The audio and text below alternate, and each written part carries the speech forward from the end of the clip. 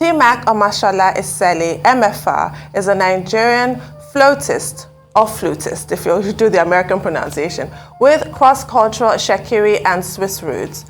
Last week, the timeless musician was a headliner in all major Nigerian news bulletins after he was quoted online that the All Progressives Congress presidential candidate, Asiwaju Bola Ahmed Tinubu, is 86 years old.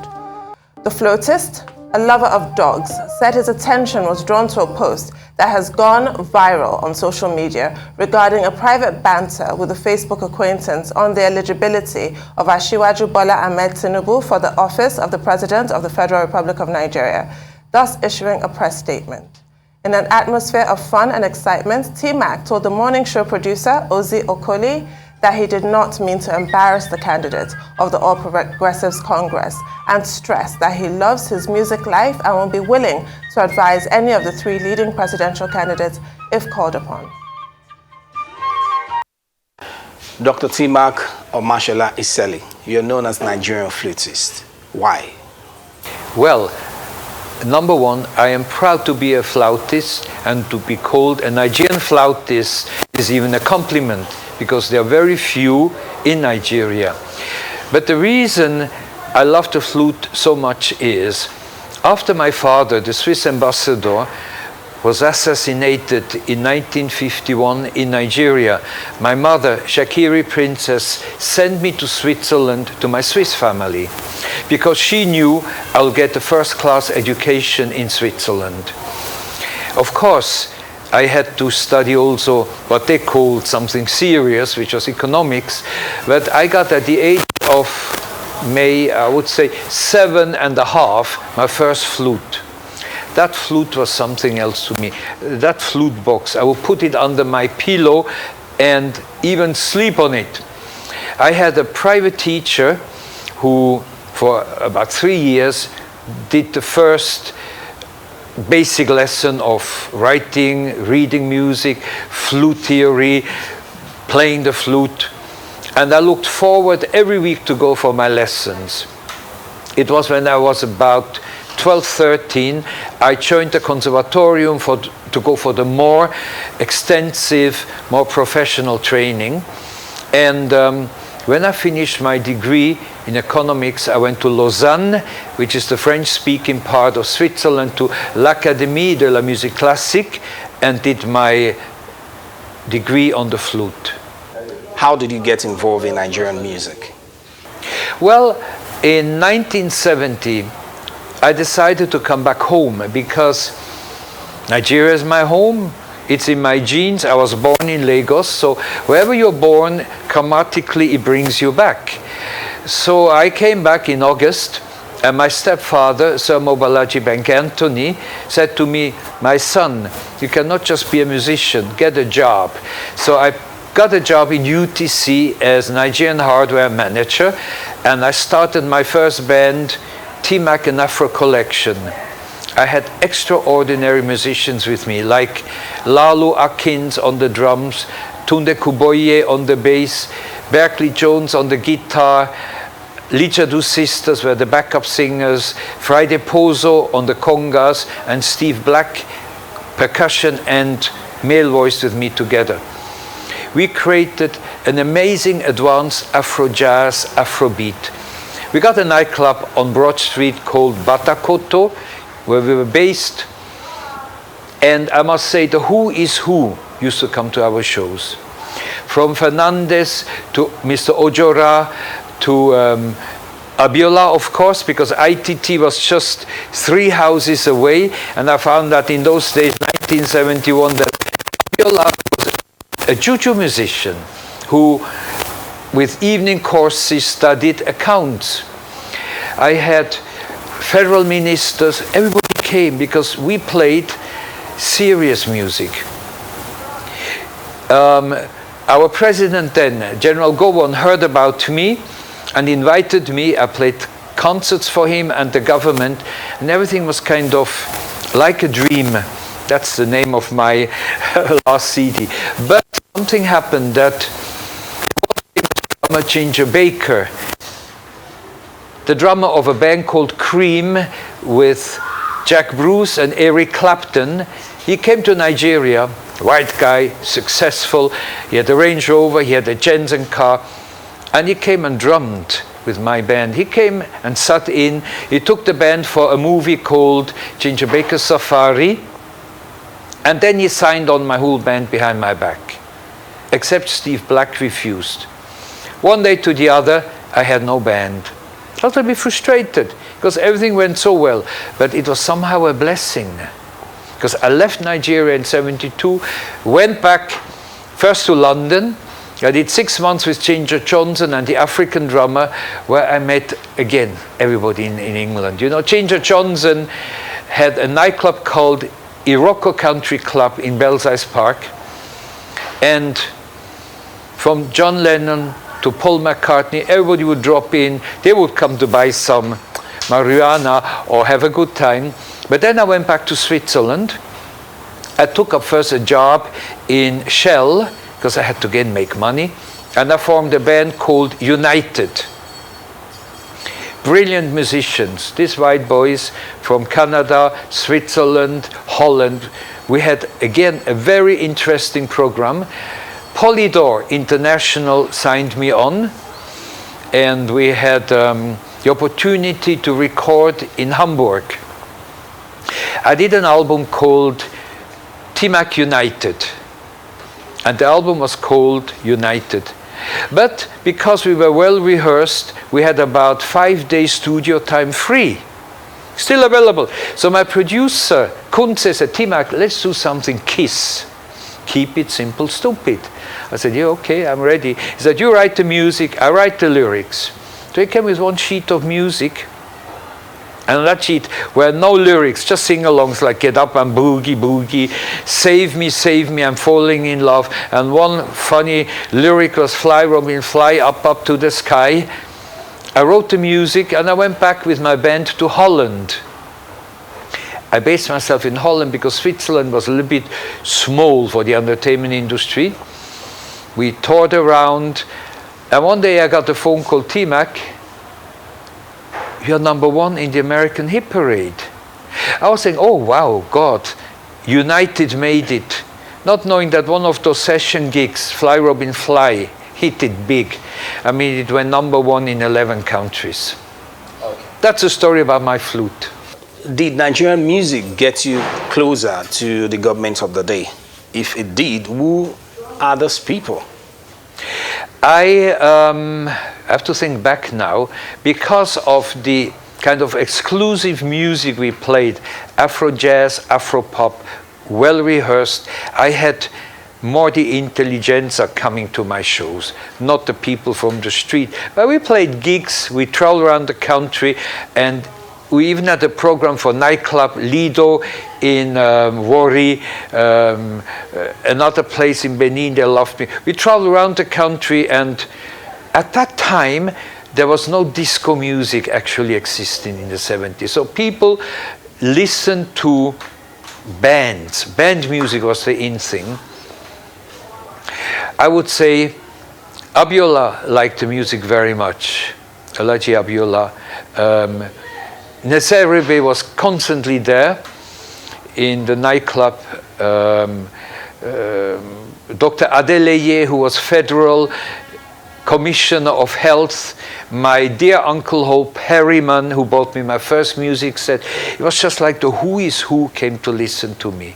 At that time, there was no security problem in Nigeria, so people went out at night. There's no problem. It's not like now people are scared to go out at night. So when I look back, and I say to my children often, you cannot imagine how Nigeria was in the 70s, 80s.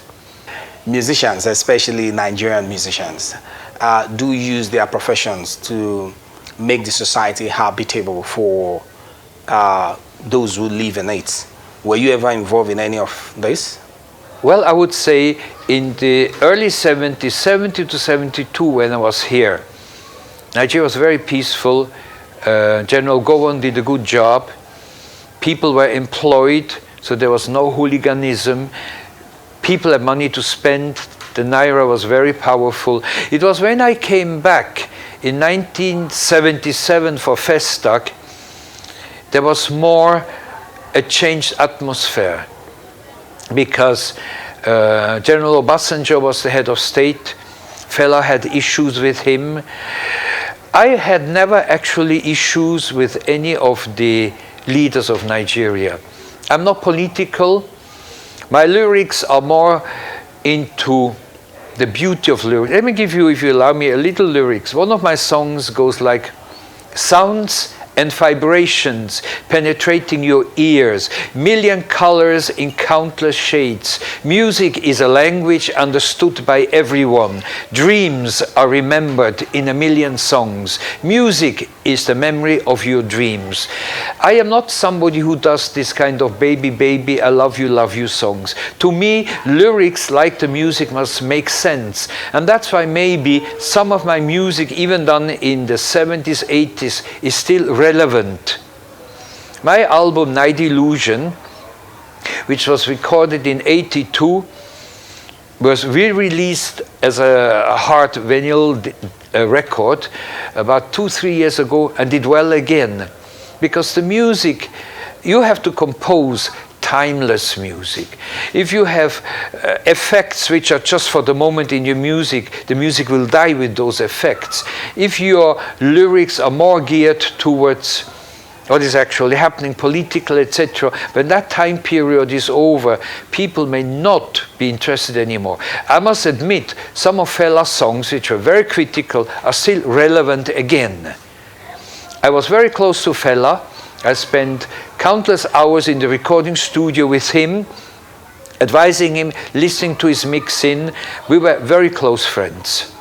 Talking about politics and timeless music, did you in any way use your timeless music to help the downtrodden in the society, especially here in Nigeria? Yes. When I was a small boy, before I left for Switzerland, there was always a big black brother with me in our house, and his name was Tunji Braithwaite. My stepfather, Sir Mobalaji Benkantoni, and my mother actually brought up Tunji Braithwaite. And when he started his party, NAP, Nigerian Advance Party, when he was registered, I agreed to go with him on tour. So before he would have a speech, my band would play in a big open field, big crowds would come to listen to me, and then Tunji would take over and speak. But I was not part of the politics itself. I was supporting him with good music during his campaign. That was maybe the nearest I got involved in a tour or campaigning. Politically, there was a time in Nigeria when politics became very autocratic, especially during the time of General Abacha.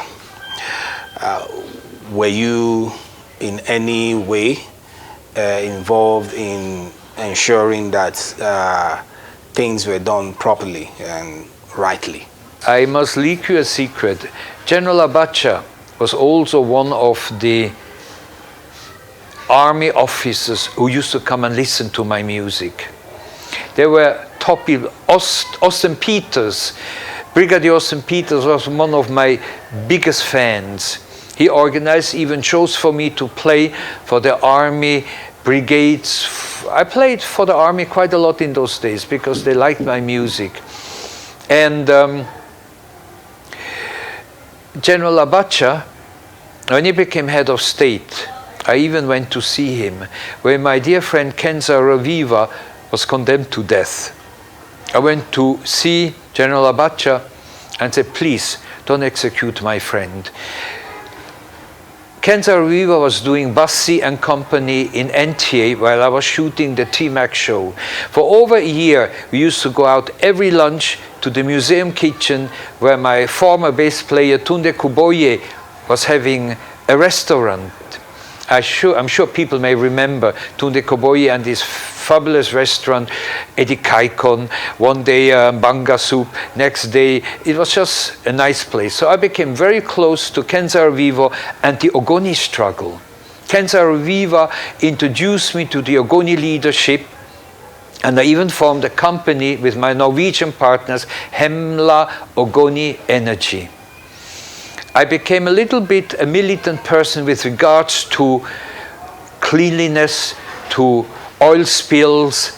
When the Bonga oil spill happened, I went to the National Assembly.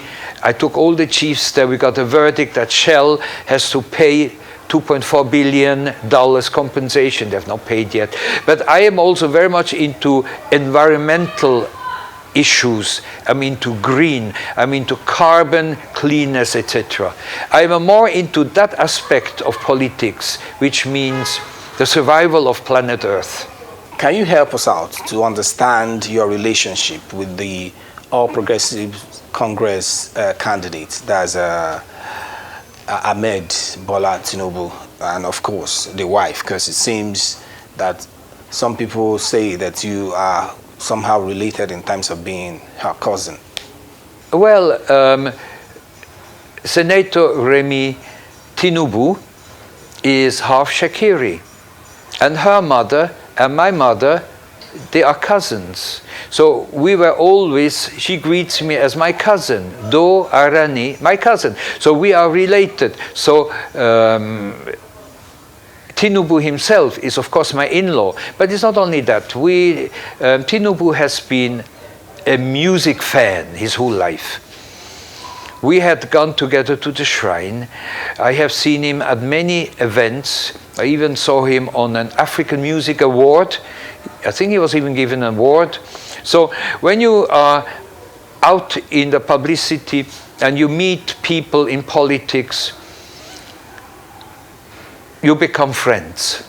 Last week you were trending in Nigeria based on your comments about the All Progressives Congress presidential candidates, Asiwaju Ahmed Bola Tinubu. Well, I just want to make a very short comment on it. I was taken out of context. Honestly, I replied on a Facebook page to somebody. We used to converse, and I was taken out of context. And it went viral. So I have prepared, and it went to the media, a rejoinder that I have no negative thoughts or negativity against my cousin Remi Tinubu, and I feel uncomfortable that it went so viral. And also Alhaji Tinubu, I respect him because he's an in-law, and I've known him for over 20 years very closely. I may not be a member of his party, but I believe anybody can choose the candidate of his choice. That's the freedom we have in a democracy. And I was a little bit shocked how a statement taken out of context. Please, this was not a statement given by me to the press or a press conference. This was somebody took out in a conversation a short statement and made it go viral. He went into my Instagram and took a photo, and it went into all the newspapers, all the bloggers put it up. But it was not me placing it. So I didn't actually feel comfortable that that remark, which was meant privately to somebody else, went viral. Okay, so ahead of the 2023 general election in Nigeria, what will you be doing to ensure that we have the right kind of leadership come 2023? You know, as I mentioned earlier on, I was lucky to be in Nigeria immediately after the war.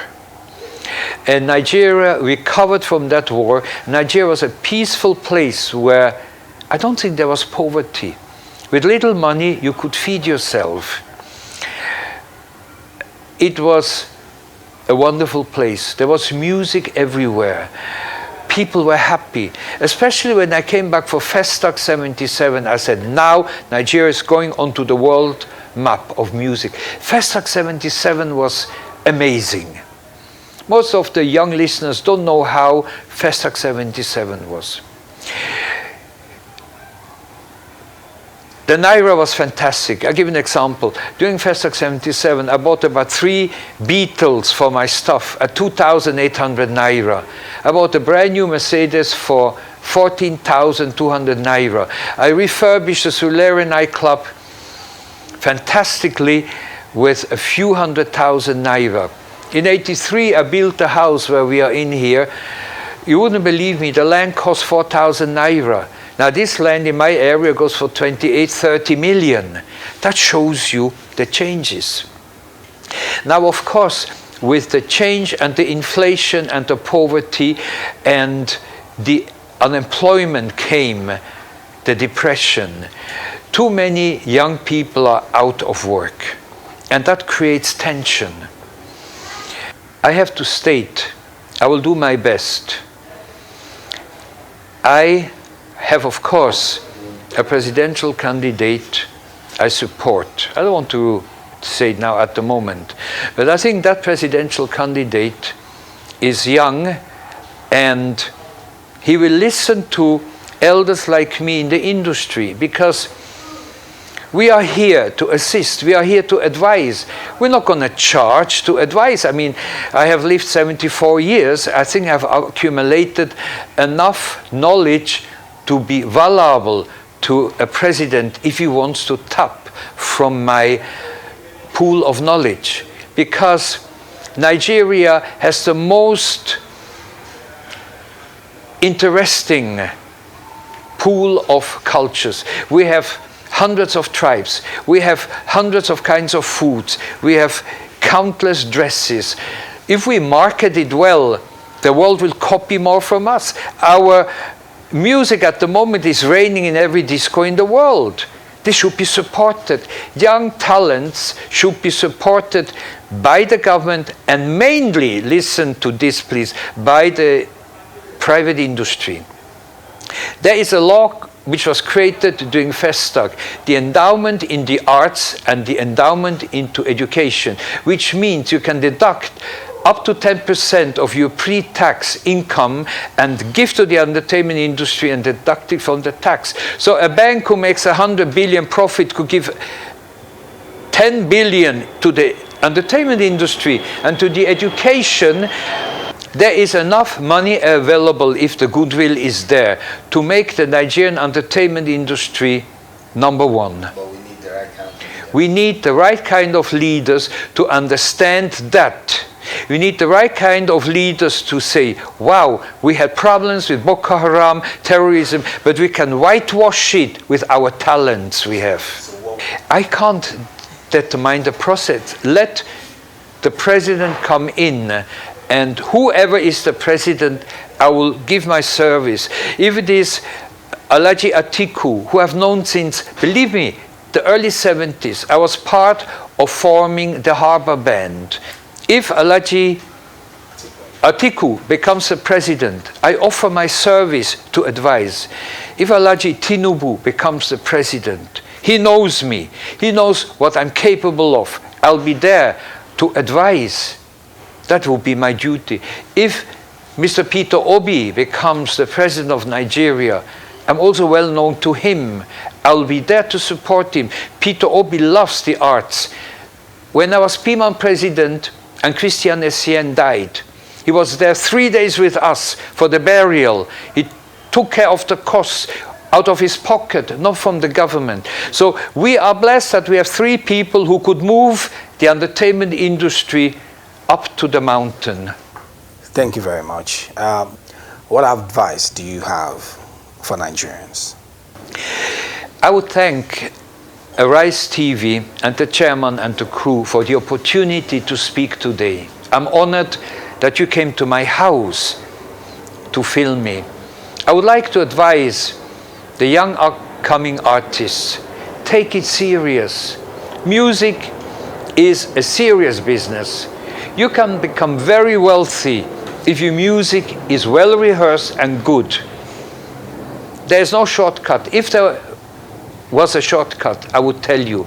But you have to rehearse your instrument and your voice countless hours to become good. If you want to be good, you have to work for it. You have to pay up the dues